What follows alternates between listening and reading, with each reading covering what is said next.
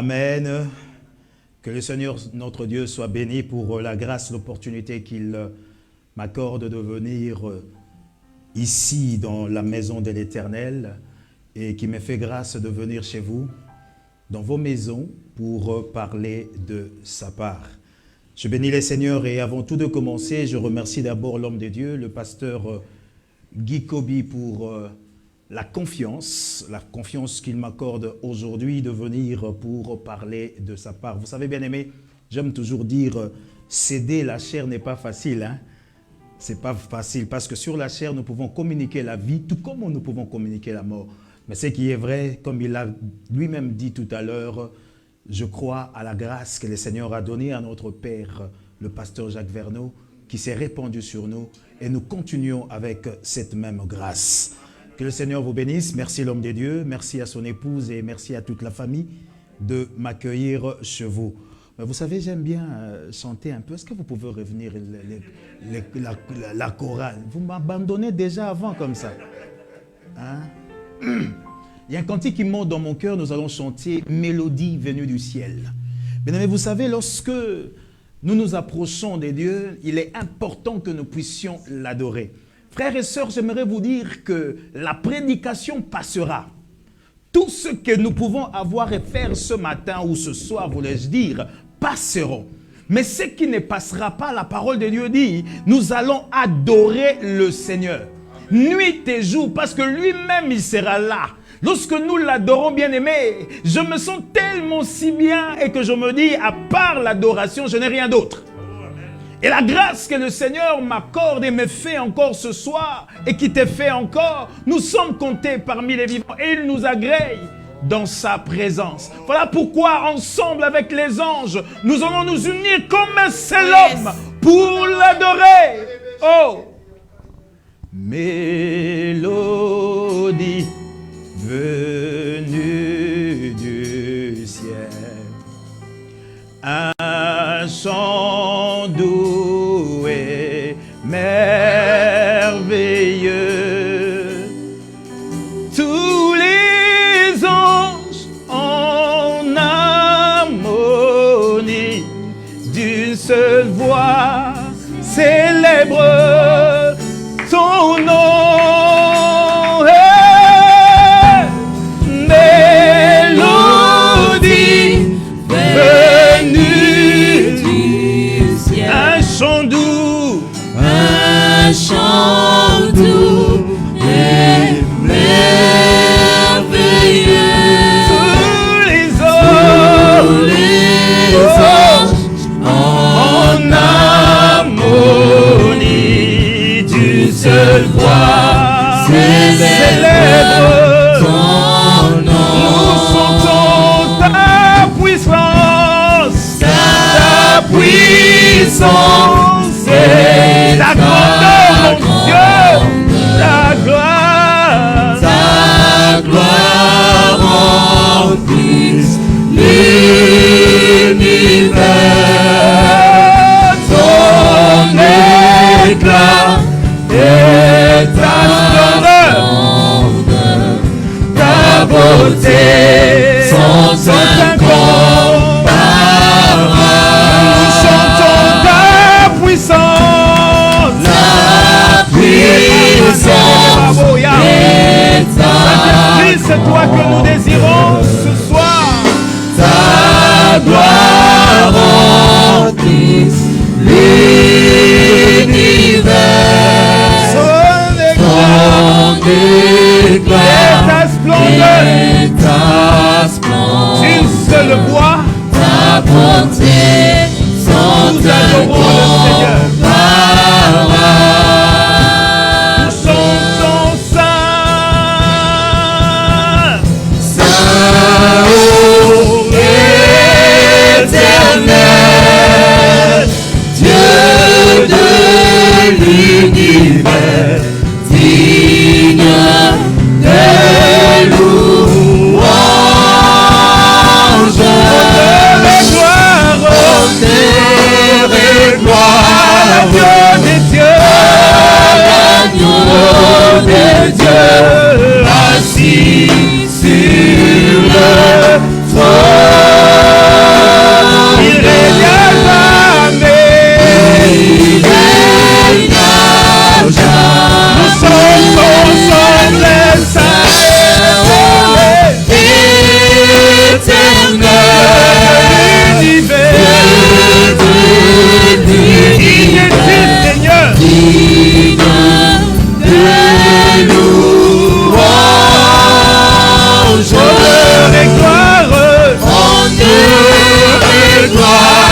l'agneau de Dieu.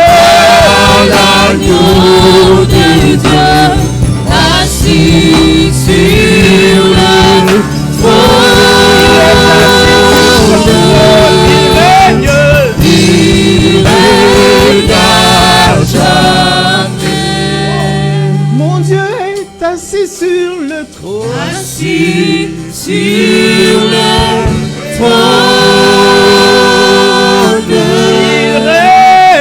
Il règne à jamais. Jésus-Christ assis sur le trône. Assis sur le trône. Il règne à jamais. Assis sur le trône. Assis sur le trône. Il règne à jamais. Il règne à jamais. Mon papa est assis sur le trône. Sur le trône. Il règne à jamais. Il règne à jamais. Saint, ô éternel, Dieu de l'univers, digne de louange.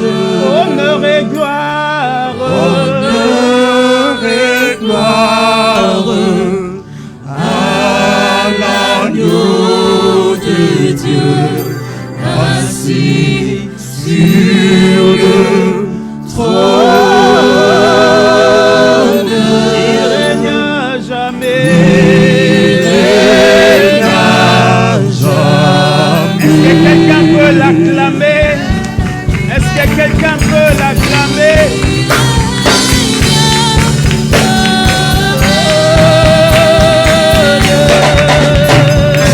Il règne à jamais.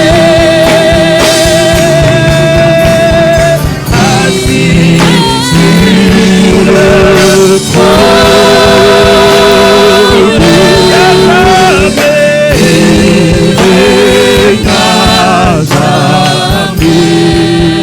La parole de Dieu déclare, Éternel, que tu es assis sur le trône.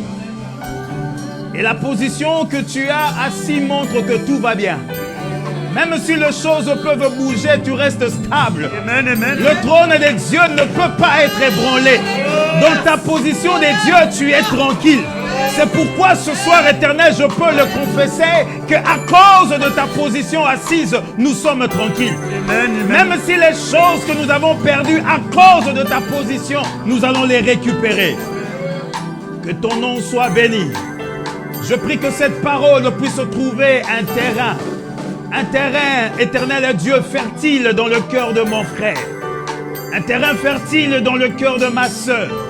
Afin que cette parole puisse germer et produire de fruits dignes de la repentance, pour que la gloire ne revienne qu'à toi. Bénis ta parole. Au nom de Jésus-Christ, nous avons ainsi prié.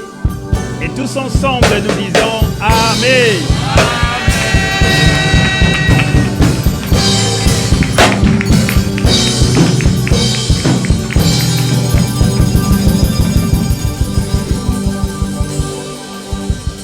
Amen. Alléluia. Que le Seigneur soit béni. Bien-aimés, nous sommes à notre programme de la prière. Nous sommes en jeûne et prière, n'est-ce pas? Nous sommes en train de prier, de chercher la face de Dieu parce que nous voulons voir Dieu agir dans nos vies. Vous savez, des fois, quand je suis dans de tels moments, je n'ai même pas envie de prêcher. J'ai envie de prier, qu'on prie, qu'on cherche Dieu. Bien-aimé, j'aime la prière. Ma vie, c'est la prière. J'aime consommer Jésus, frère. J'aime respirer Jésus. J'aime penser Jésus. Que Jésus soit ma consommation et ma consommation de tous les jours. C'est pourquoi j'aime lorsque nous sommes dans la présence de Dieu et nous l'adorons et nous prions. Alléluia. Bien-aimés dans le Seigneur, nous avons donné un grand thème à nos notre programme de ce 5 jours que nous devons récupérer ce que nous avons perdu. Bien-aimés, il y a des gens qui ont perdu de choses. Ils ont perdu de choses de valeur et en ce moment, ils se posent des questions. Comment faire pour les récupérer? Bien-aimé, mais moi ce soir, je suis venu te dire, pour récupérer ce que tu as perdu, ce qui est d'abord plus important, que tu dois élever Dieu. Dans le sous-thème que j'aimerais partager ce soir avec nous, dans le grand thème de récupérer tout ce que tu as perdu, élève Dieu pour récupérer ce que tu as perdu. Dans notre texte de base, la Bible nous parle dans le livre de Samuel, dans son 30e chapitre, le verset 6 et 8, on nous parle, n'est-ce pas, de ce grand thème où nous sommes en train de parler que notre bien-aimé David avait récupéré, après une bataille, il a récupéré tout ce qu'il avait perdu. Mais bien-aimé dans le Seigneur, moi j'aimerais que nous puissions faire un pas en arrière pour voir à partir du premier verset au verset 4 ce qu'il s'est passé. La Bible nous dit, bien-aimé dans le Seigneur, que David était allé combattre Israël. Et lorsqu'il est parti, le prince de Philistins ont dit non, cet homme ne peut pas venir avec nous, de peur que cet homme puisse se retourner contre nous. N'est-ce pas vrai? Et maintenant, David a été mis de côté. Et la parole de Dieu nous montre que lorsque David était en train de rentrer là où il y avait sa famille, là où il y avait le campement, David arrive et trouve qu'il y a déjà des Amalécites et des gens qui sont passés et ont déjà pillé. Ils ont tout pris à David ainsi qu'à ses compagnons. Voilà pourquoi, bien aimés, si nous voulons lire la parole de Dieu, la parole de Dieu nous dit, David fut dans une grande angoisse. C'est bien ça. Car le peuple parlait de le lapider. Moi, je prie juste 2 versets.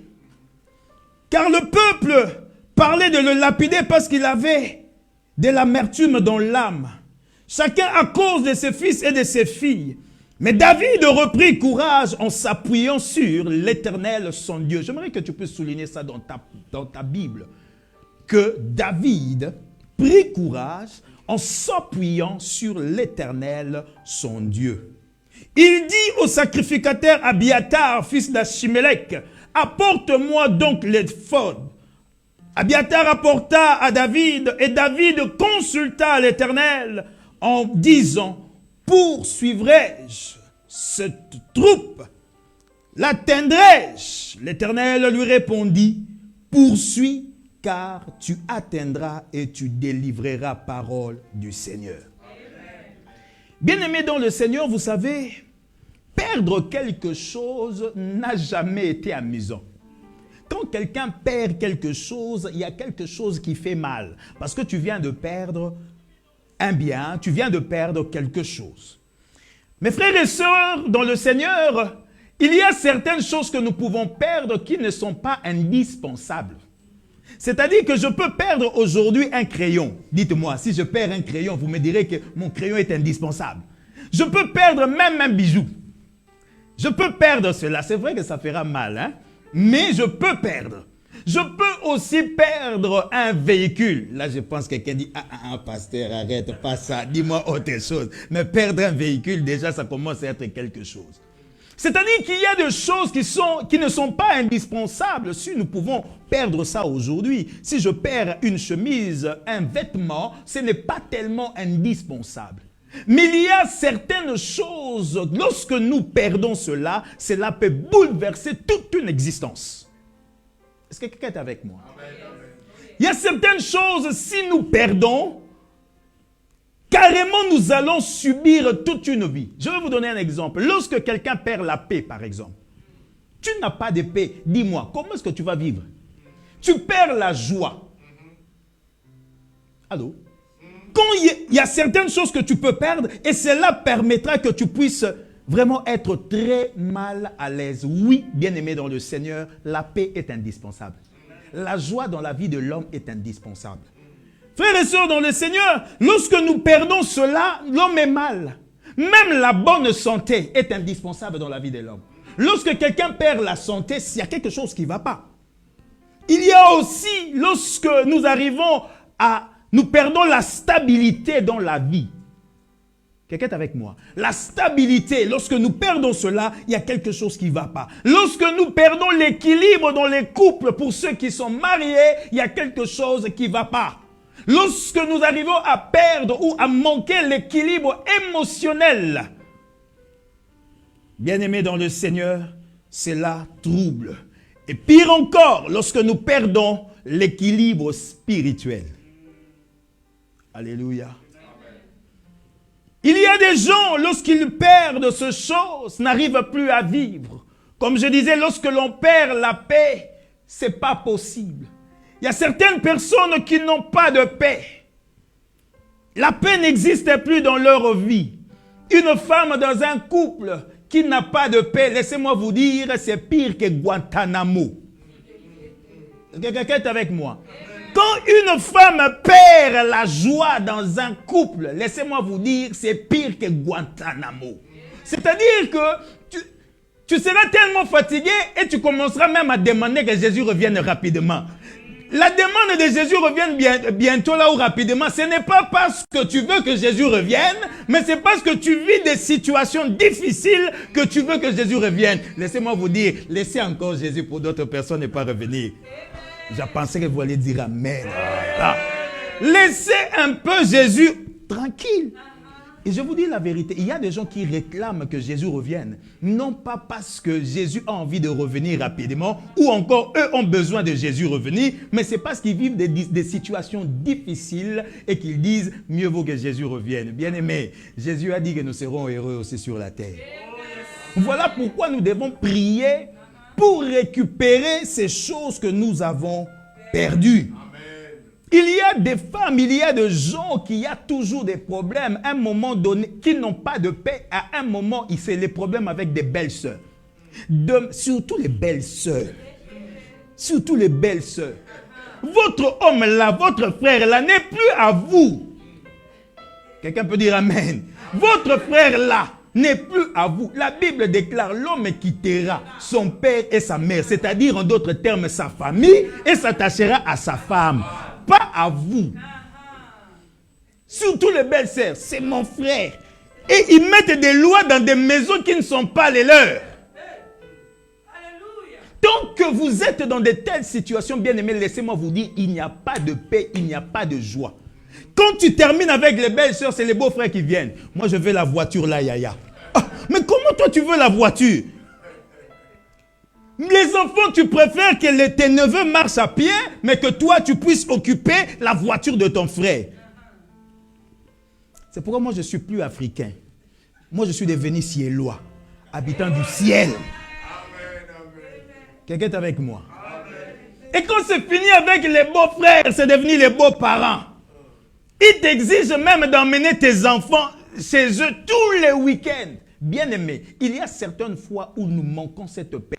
Et comme la belle-sœur ou la mariée n'a rien à dire, elle subit ces choses. Son cœur est triste. Mais ce soir, je me redire à quelqu'un, toi qui as perdu la paix, tu vas la récupérer. Bien-aimés dans le Seigneur, dans toutes ces choses, nous remarquons aussi qu'il y a des couples où la stabilité et l'harmonie n'existaient plus. L'harmonie et la stabilité n'ont existé que leur première année du mariage. Lorsqu'ils appelaient le partenaire le chou, les bébés, ma carotte. Et c'est à ce moment-là qu'il y avait l'harmonie. Mais après cela, après un an, tout a changé. Toi qui appelais bébé, baby. Maintenant, le baby a changé. Maintenant, c'est Roland. Roland. Toi qui servais, lorsque ton mari arrivait à la maison, tu mettais des plats, des bons mets là pour qu'il mange. Maintenant, c'est chacun se débrouille. Va à la cuisine, va te servir. Est-ce que quelqu'un est avec moi? C'est pourquoi vous les Belges, là, vous aimez trop ces mots-là. De chou, bébé. L'autre fois, vous allez même appeler des carottes. Pourquoi? Parce que vous mettez tellement de choses. Et lorsque la première année passe, tout change. Regardez bien. Regardez bien d'autres couples. Les bébés, là, c'est fini. Hein? Maintenant, c'est Alphonsine. Là, tout change. Tout change. Pourquoi? Parce que l'harmonie n'existait plus. Avant, ils marchaient main dans la main. Pire que le couple Boulouba. Qui connaît le couple Boulouba? Pire que ça. Maintenant, ça n'existe plus. Quand on marche, c'est en file indien comme la police qui va, je ne sais pas, en patrouille. Bien-aimés dans le Seigneur, ce sont des choses que ça, on peut rire, mais c'est vrai, ça existe dans nos couples et ça fait mal. Bien-aimés, vous savez des choses, hein, je veux vous dire ce soir. Il y a des fois, les choses que nous sommes en train de vivre, hein, l'homme ou les chrétiens, nous sommes devenus de plus en plus des hommes d'apparence. C'est l'apparence, mais ce n'est pas le cœur. Devant le jour, nous faisons semblant comme si tout va, mais au fond de nous, nous savons que rien ne marche. Cela fait des années et des années, nous vivons dans ça. Bien-aimés dans le Seigneur, nous devons nous révolter et dire non, ça doit changer. Voilà pourquoi je dis la première des choses, pour récupérer ce que nous avons perdu, nous devons élever Dieu. Alléluia.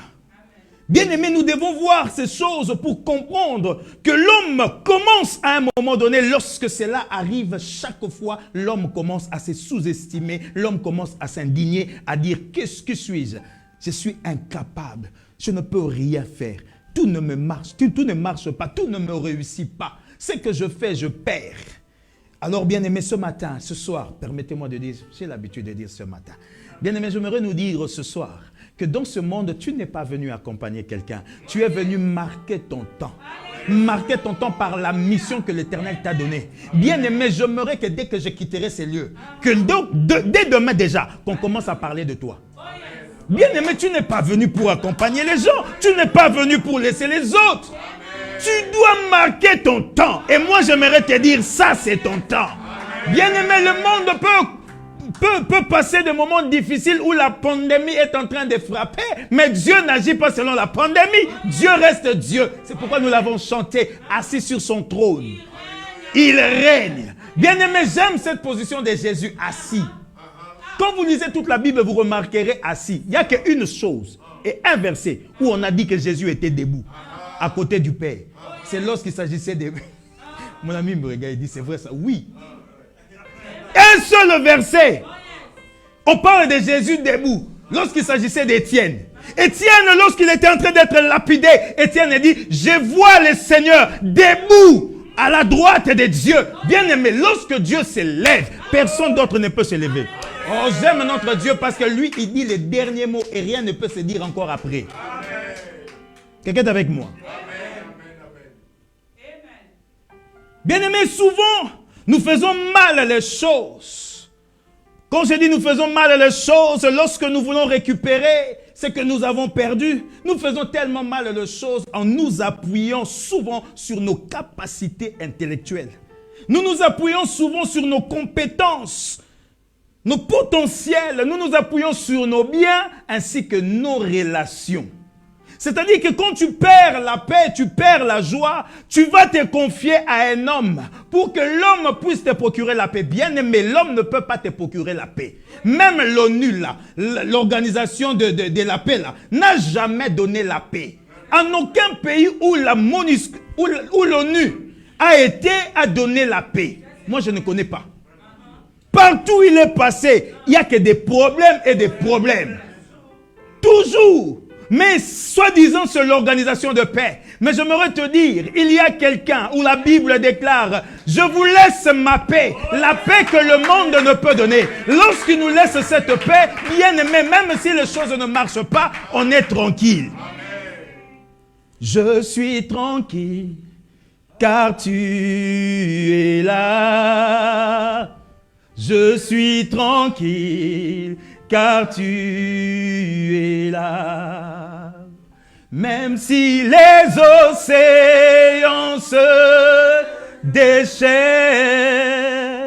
je les traverserai avec toi. Père, tu domines les tempêtes. Je suis tranquille, car tu es là. Je suis tranquille. Je suis tranquille, car tu es là. Bien-aimés, lorsque l'on perd quelque chose ou que les choses ne marchent pas dans nos vies, nous avons toujours un projet d'avoir un plan de sortie, avoir un plan B.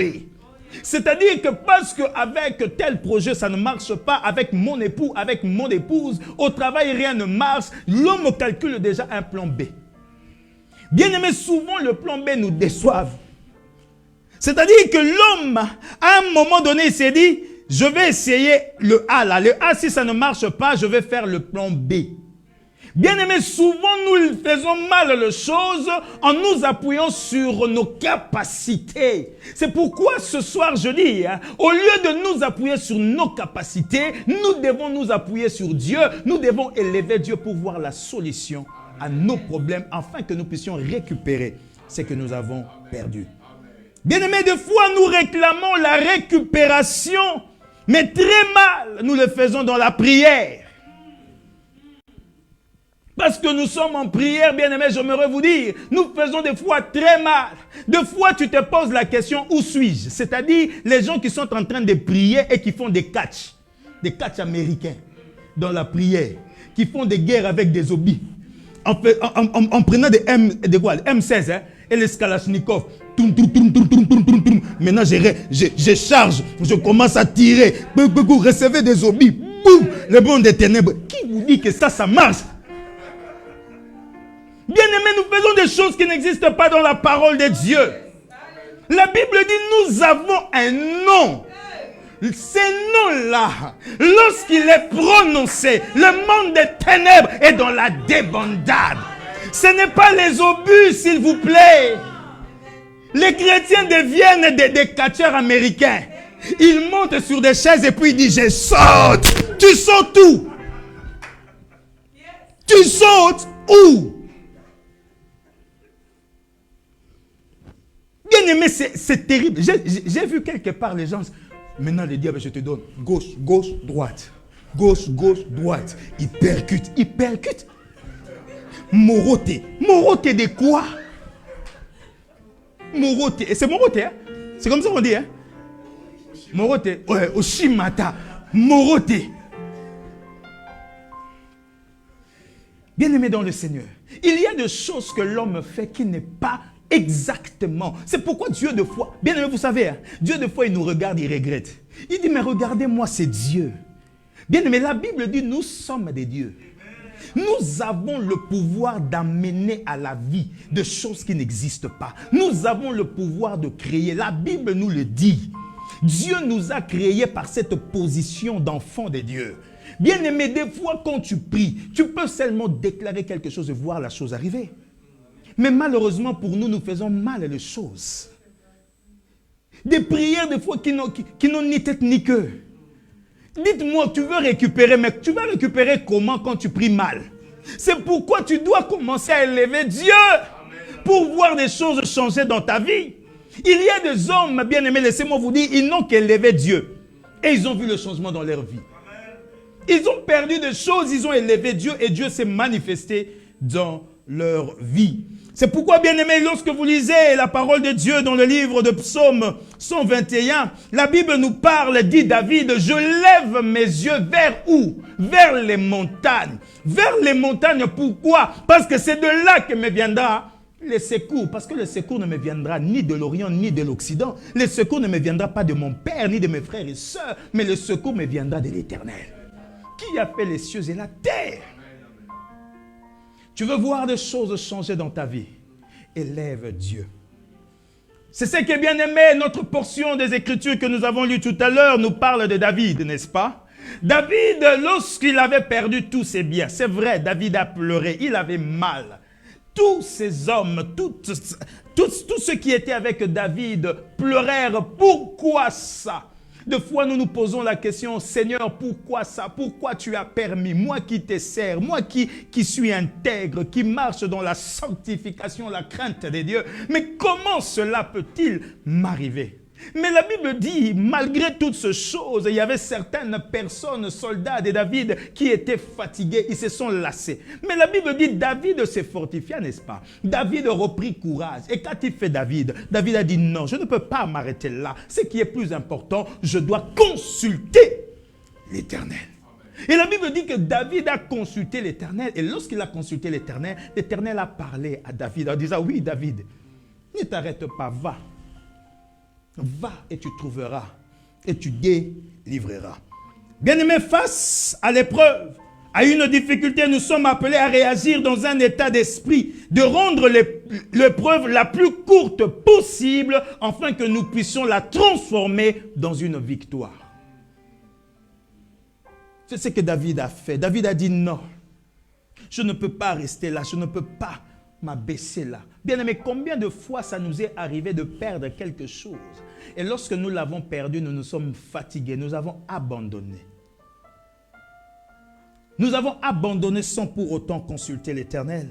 Nous avons abandonné, nous avons refusé de nous fortifier, de prendre courage face à cette situation. Lorsque tu es en face d'une situation où tu n'as pas une issue de secours, que fais-tu? Bien-aimé, lorsque les choses ne marchent pas, j'aimerais te dire ce soir, élève le Seigneur. Lorsque tu trouves que les choses ne marchent pas, consulte d'abord Dieu. Et en consultant l'Éternel, Dieu te dira ce que tu dois faire. Bien-aimé dans le Seigneur, la parole de Dieu nous montre clairement que l'Éternel a parlé à David, a dit à David de poursuivre. En d'autres termes, bien-aimé, c'est que Dieu a dit à David, ce que tu crois être fini n'est pas encore fini. J'aimerais dire à quelqu'un ce soir, c'est que tu crois être fini, la situation qui s'est dégradée dans ta vie, que tu trouves qu'il n'y a pas d'espoir, je suis venu te le dire et t'encourager en te disant, ce qui est fini n'est pas encore fini. Oui, Dieu dit à David, poursuis. En d'autres termes, Dieu voulait lui dire, David, la partie n'est pas finie. Bien-aimé dans le Seigneur, souvent nous décourageons, nous lassons de continuer la marche, de poursuivre avec ce que Dieu a dit. À cause de quoi? À cause de la réalité. Bien-aimé dans le Seigneur, la réalité qui est en face de toi n'est pas la vérité. La réalité, c'est ce que le monde dit. La réalité, c'est ce que les médecins disent. La réalité, c'est ce que les hommes disent et déclarent. Mais la vérité, c'est ce que la parole de Dieu déclare. C'est pourquoi j'ai dit à quelqu'un, tu n'es pas venu accompagner quelqu'un dans ce monde, mais tu es venu marquer ton temps à cause de la parole de Dieu déclarée dans ta vie. Alléluia. Bien-aimé, en d'autres termes, j'aimerais dire à quelqu'un, ce que tu crois être trop tard n'est pas encore trop tard. Je vois encore une femme, Marthe, qui disait à Jésus, mais Jésus, ils sont déjà mauvais. Ça fait 4 jours. Cette situation déjà est trop tard. Rien ne peut sortir de bon parce que Lazare est déjà décomposé. Mais bien aimé, malgré la décomposition de ta situation, Dieu va le changer. Dieu dit une chose, j'aime Jésus. Jésus dit, Marthe, ne t'ai-je pas dit, si tu crois, tu verras la gloire de Dieu. Bien aimé, il y a des situations dans la vie que toi tu penses que Jésus devait venir pour guérir. Mais Jésus n'avait pas besoin de guérison, mais Jésus voulait te ressusciter. C'est-à-dire que les choses que tu as perdues là, Dieu n'a pas seulement besoin que tu récupères, mais Dieu a besoin de te façonner, d'apporter quelque chose de nouveau, que le monde, lorsqu'il verra, qu'il dise, waouh, ça, c'est le doigt de l'Éternel.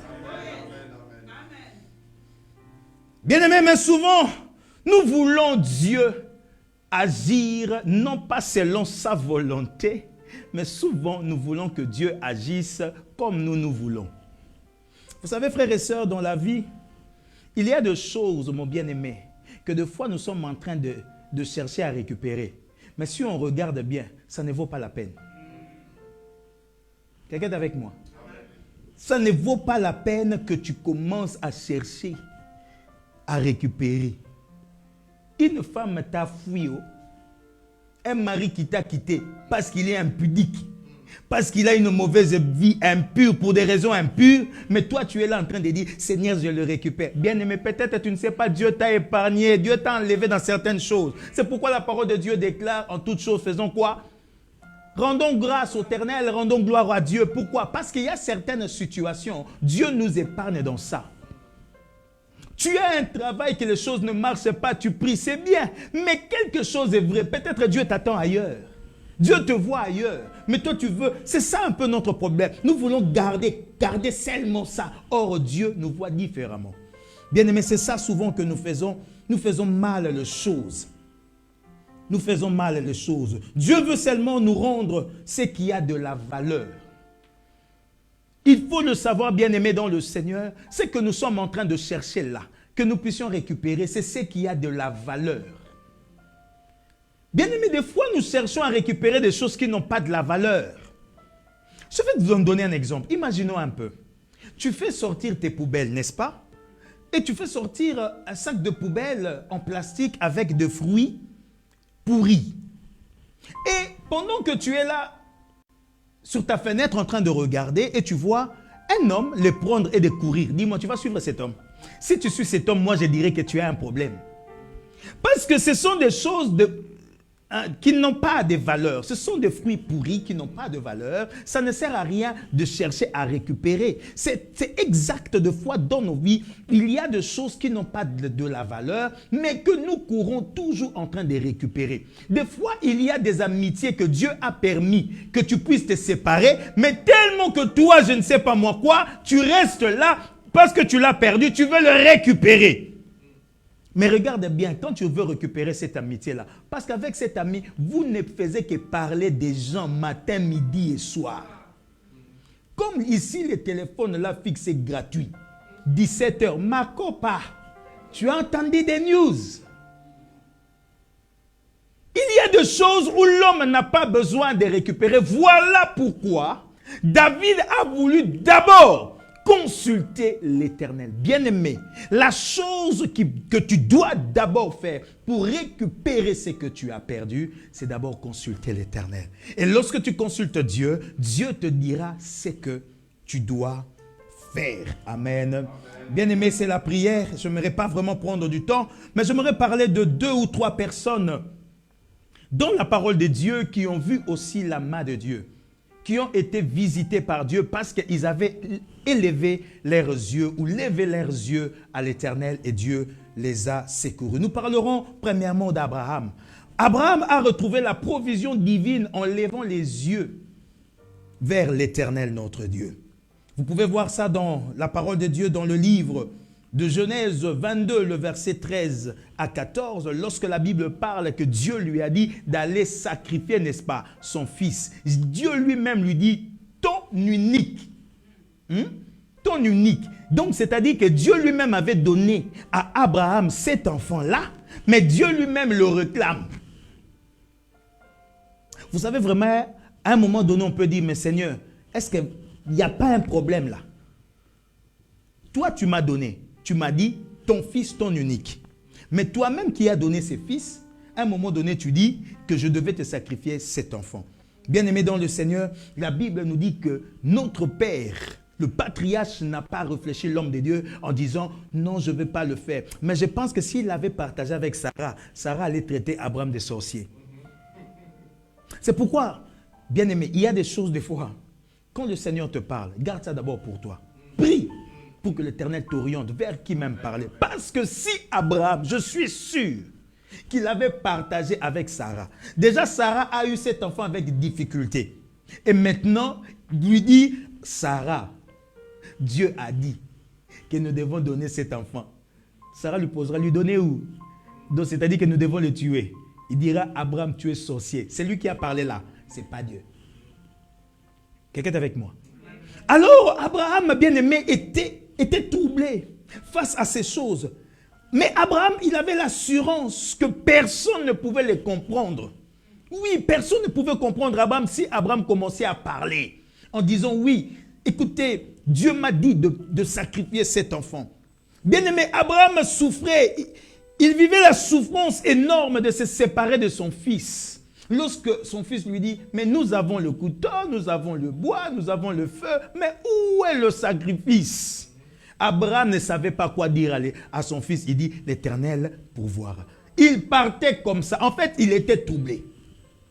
L'incompréhension totale, absolue, à comprendre le plan de Dieu.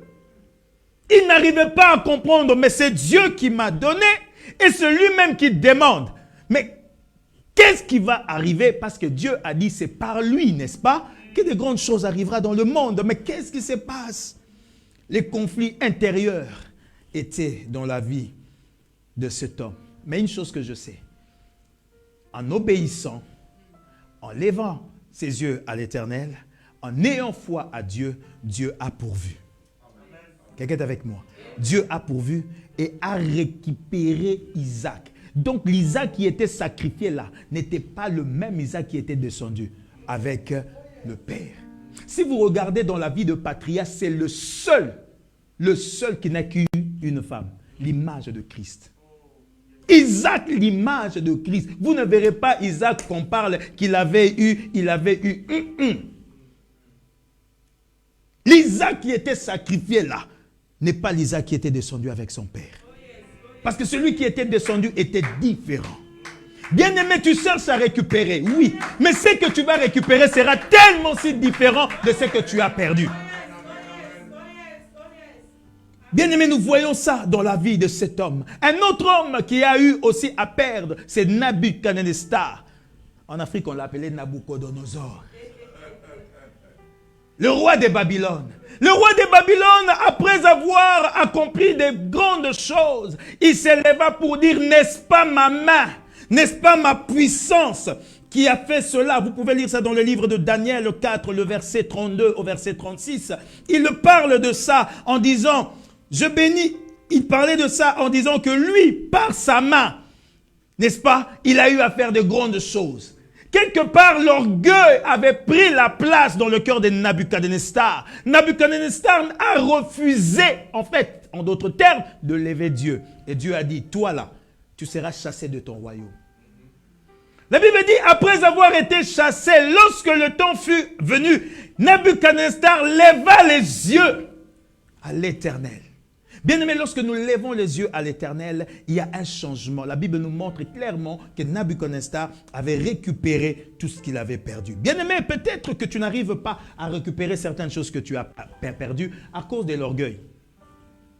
Tu es tellement hautain. Tu ne crois personne, tu ne veux personne. Tu penses que toi, tu peux voler de tes propres ailes. Que toi, tu es puissant, tu crois à cause de ta beauté là, que rien ne peut passer dans ta vie. Je suis tellement belle.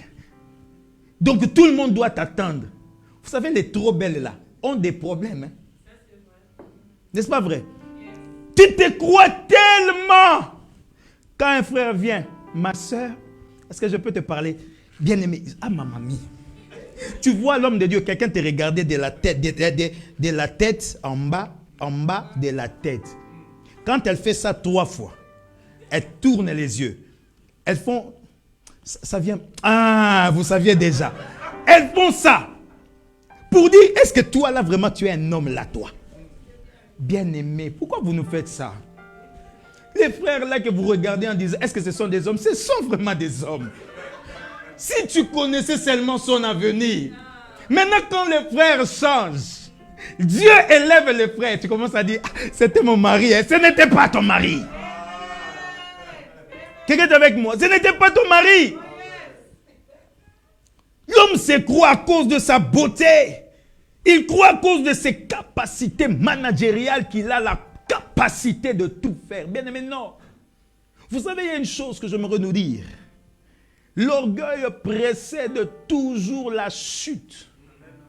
Cela a commencé avec lui-même Lucifer, qui a appelé Satan, qui veut dire adversaire.